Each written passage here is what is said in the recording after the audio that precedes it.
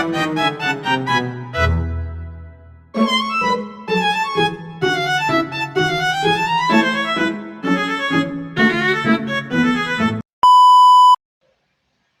semuanya, perkenalkan nama saya Rifni Erlijang dengan NIM 2024720061.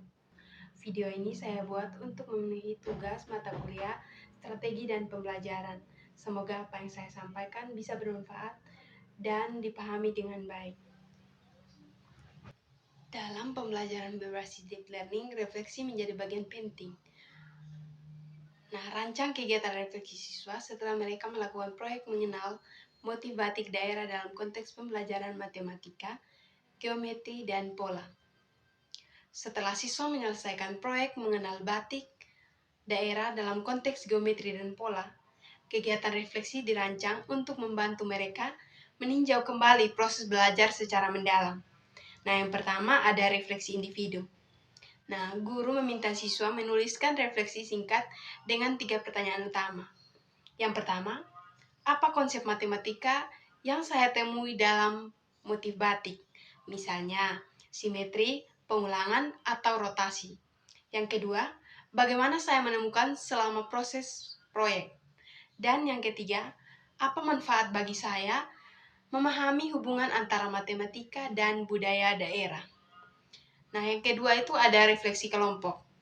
Nah, guru meminta setiap kelompok berdiskusi dan menyampaikan hasil refleksi bersama dengan dan fokus pada yang pertama, pola atau unsur geometri yang paling menonjol dalam motif, dan yang kedua, tantangan yang mereka hadapi dan bagaimana mereka mengatasinya. Yang ketiga, nilai budaya yang bisa dipelajari dari motif tersebut. Nah, yang ketiga ada refleksi visual. Siswa membuat peta konsep sederhana yang menghubungkan motif batik dengan konsep geometri, serta nilai budaya. Ini membantu mereka melihat keterkaitan antara matematika, seni, dan identitas lokal. Dengan refleksi singkat namun terarah ini, siswa tidak hanya memahami konsep geometri pada batik, tetapi juga menyadari bahwa matematika hadir dalam budaya mereka sehari-hari.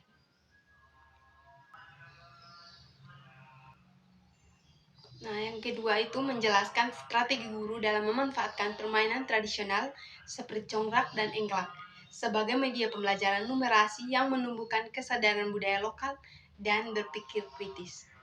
Nah, strategi guru dalam memanfaatkan permainan tradisional untuk mempelajari numerasi.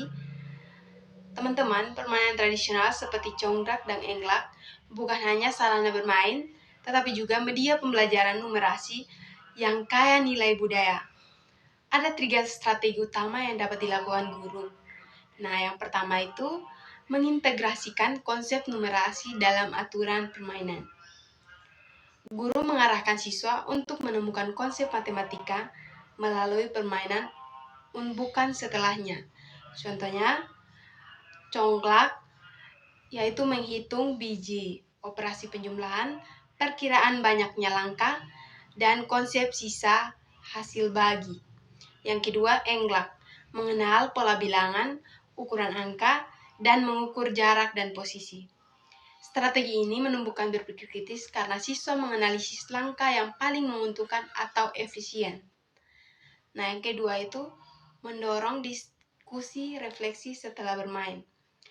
Guru mengajak siswa berdiskusi dengan pertanyaan tematik seperti mengapa kamu memilih langkah itu? Yang kedua, apa hubungan strategi permainanmu dengan konsep matematika? Yang ketiga, bagaimana permainan ini mencerminkan nilai budaya kita? Diskusi ini menumbuhkan kesadaran budaya lokal dan membantu siswa melihat bagaimana sebagai warisan yang mengajarkan pola pikir logis. Yang ketiga, mengaitkan nilai budaya dengan pembelajaran numerasi. Mengaitkan nilai budaya dengan pembelajaran numerasi. Guru menekankan nilai yang terkandung di dalam permainan seperti kerjasama, sportivitas, dan tradisi masyarakat setempat. Guru bisa menambahkan tugas kecil seperti menelusuri asal-usul permainan, membandingkan permainan daerah lain, dan menuliskan bagaimana matematika hadir dalam budaya. Cara ini membangun identitas budaya sekaligus memperkuat pemahaman numerasi secara kontekstual. Dengan memanfaatkan permainan tradisional, guru tidak hanya mengajarkan numerasi, tetapi juga membangun pengalaman belajar yang bermakna di mana matematika, budaya, dan berpikir kritis saling berhubung.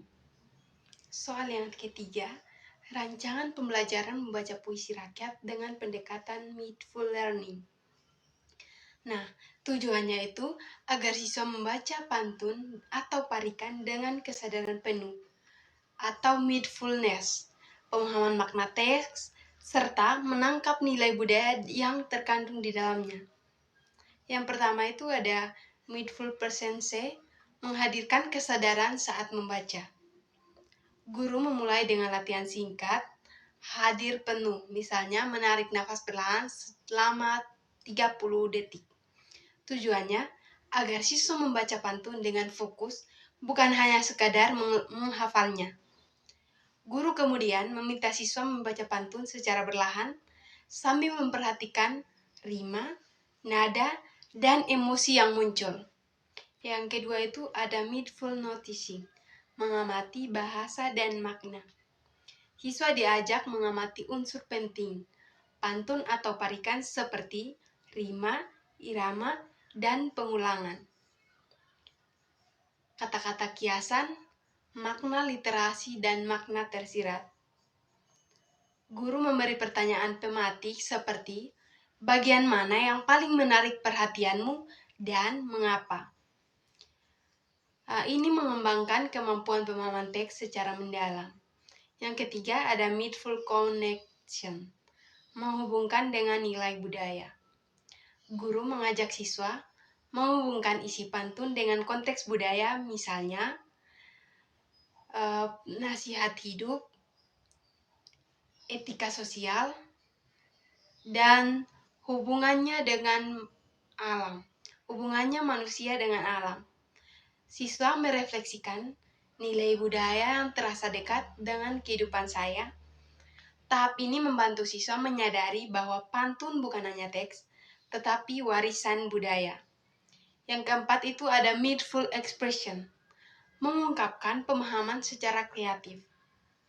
Siswa membuat pantun atau parikan sederhana yang menggambarkan pemahaman makna pantun yang dibaca dan nilai budaya yang mereka anggap penting.